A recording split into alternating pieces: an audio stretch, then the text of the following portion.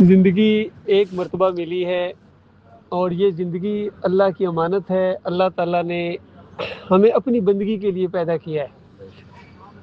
اللہ تعالیٰ فرماتا ہے وَمَا خَلَقْتُ الْجِنَّ وَالْإِنسَ إِلَّا لِيَعْبُدُونَ، میں نے جنوں اور انسانوں کو صرف اپنی بندگی کے لیے پیدا کیا ہے، یعنی یہ میرے بندے بنے ہیں، میرا حکم مانے، اور جو میرا حکم مانے گا، مالک فرماتا ہے جو میری غلامی کرے گا، یہ زندگی تو بہرحال سب کی گزرے گی اور انجام دونوں کا ایک جیسا نہیں ہوگا۔ فرمانبرداروں کا اور نافرمانوں کا انجام ایک جیسا نہیں ہوگا۔ فرمانبرداروں کے لیے اللہ تعالیٰ نے ایسی ایسی جنتیں بنا کے رکھی ہوئی ہیں، اندازہ لگائے آج ہم دنیا حاصل کرنے کے لیے کتنی محنت کرتے ہیں، بتائیے کتنا وہ شوق بھی رکھتے ہیں کہ اچھے سے اچھا معیار ہو جائے، اچھے گھر ہوں، اچھے یہ سارا معاملہ ہو، صحت اچھی ہو، اور بڑھاپے میں کوئی ایسی چیز ہو جائے کہ چلو کسی کی کمی محسوس نہ ہو، محتاجی نہ ہو، 100 باتیں ذہن میں ہوتی ہیں۔ اللہ تعالیٰ نے بتایا کہ اگر تم میرے راستے میں آ جاؤ تو مرنے کے بعد تمہیں وہ بادشاہی میں دوں گا کہ جو دنیا کے بڑے بڑے بادشاہوں نے دیکھی نہیں ہے۔ دنیا کے بادشاہ پھر بھی تو بوڑھے ہو جاتے ہیں، بیمار بھی ہوتے ہیں، لیکن جب اللہ جو بادشاہی دے گا نا، انسان بوڑھا بھی نہیں ہوگا، انسان بیمار بھی نہیں ہوگا، انسان کمزور بھی نہیں ہوگا۔ وہاں کوئی خطرہ نہیں ہے کہ فلاں ملک نے حملہ کر دیا، فلاں کے تعلقات خراب ہو گئے، فلاں نے میزائل چلا دیے، فلاں نے ہمارا راستہ روک لیا، فلاں نے ہمارے جناب پابندیاں لگا دی، یہ نہیں ہوگا وہاں۔ وہاں تو ایسی بادشاہی ہے کہ جدھر دیکھو گے بادشاہی کا ایک زبردست انتظام اللہ تعالیٰ نے، اور بلکہ اللہ تعالیٰ کہتا ہے کہ تمہاری مرضی چلے گی، جو کچھ تم منہ سے کہو گے وہ ملے گا، جو دل کے اندر آئے گا وہ دوں گا۔ اور مالک فرماتا ہے میں بھی مداخلت نہیں کروں گا تمہارے حکم کے اندر اور تمہاری عیش کے اندر۔ یہ حقیقت ہے، اور وہ 2-4 صدیاں نہیں بلکہ ہمیشہ ہمیشہ کے لیے یہ معاملہ ہوگا۔ اور پھر وہاں آپ کے رشتہ دار بھی ہوں گے جو مومن ہوں گے۔ مشرک نہیں جا سکے گا جنت، یاد رکھیں، چاہے بیٹا ہی کیوں نہیں، چاہے باپ کیوں نہیں ہے۔ جو مومن ہوگا اللہ کے علاوہ کسی اور کو نہیں پکارتا ہے، اللہ کے علاوہ کسی اور کے سامنے جھکتا نہیں ہے، نظر و نیاز نہیں کرتا ہے، واسطہ وسیلہ نہیں دیتا ہے، توکل نہیں کرتا ہے، تعویذ نہیں باندھتا ہے، امام دامن نہیں باندھتا ہے، کسی مشرکانہ طریقے کے اندر وہ نہیں ہے، صرف مومن ہے، مخلص ہے، اللہ کا فرما بردار ہے۔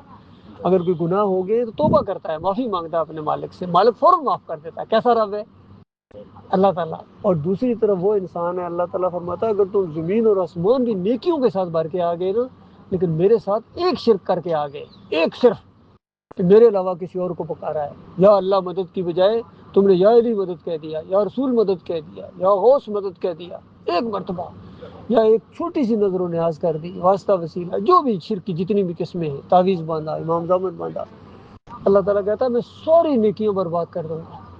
بلکہ اللہ تعالیٰ نے تو مثال دی ہے کہ تم کیا چیز ہو، سورہ الانعام کے اندر وَلَوْ أَشْرَكُوا لَحَبِطَ عَنْهُمْ مَا كَانُوا يَعْمَلُونَ۔ اللہ تعالیٰ فرماتا ہے یہ میرے انبیاء ہیں، ان سے بڑا کون نیک ہو سکتا ہے، اگر یہ بھی شرک کرتے میں ان کا بھی نامہ اعمال برباد کر دیتا۔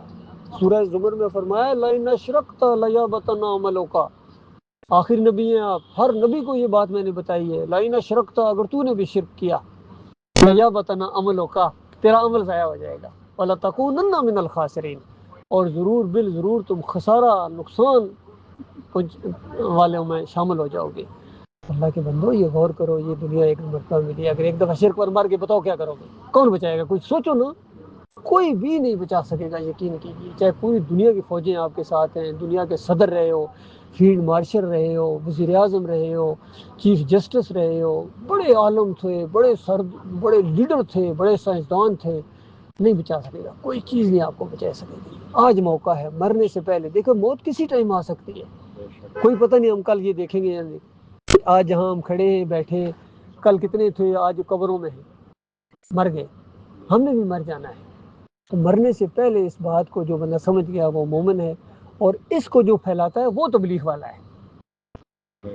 تبلیغ یہ ہے اللہ کی تبلیغ کرو، یہ نہیں کہ تمہارا نام تبلیغی جماعت پڑ جائے یا تبلیغی نصاب، تم کتاب کا نام رکھ دو، اندر شرک بھرا ہوا ہو اور لوگوں کو مشرک بنا رہے ہو، پھر نمازیں بھی پڑھاتے ہو، پھر تہجد گزاریاں بھی ساتھ شرک بھی کرا رہے ہو، تو یہ تو کوئی انسانیت نہیں ہے، یہ تو تم پھر شیطان کا ایجنڈا کر رہے ہو، کیونکہ شیطان چاہتا ہے کہ یہ مشرک ہو کے مرے، یہ مومن ہو کے نہ مرے، کیونکہ شیطان کو ابلیس کو پتہ ہے مومن ہمیشہ جنت میں رہے گا اور شرک کرنے والا جنت جا ہی نہیں سکتا ہے۔ اللہ تعالیٰ نے یہاں تک بتایا کہ شرک کرنے والا، کفر کرنے والا جنت میں اللہ تعالیٰ فرماتا ہے ایک صورت میں جائے گا، کیا؟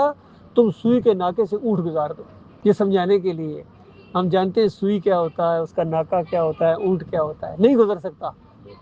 اسی طرح شرک کرنے والا کبھی جنت نہیں جا سکتا ہے، چاہے پوری دنیا کے علماء اس کو شہید کہیں، اس کی قبر کے اوپر پھول چڑھائیں، سارے پوری دنیا کے انسان اس کا جنازہ پڑھیں، اللہ اس کو نہیں معاف کرتا ہے۔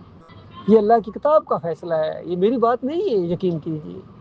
یہ بات مانیں گے ہمارا اپنا بھلا ہوگا، اور اس کو پھیلائیں گے ہمارا اور زیادہ۔ اس کو پھیلانا، اس کو جہاد کہتے ہیں، اللہ کے راستے میں جہاد کرنا، جہاد کبیر ہے یہ تبلیغ کرنا۔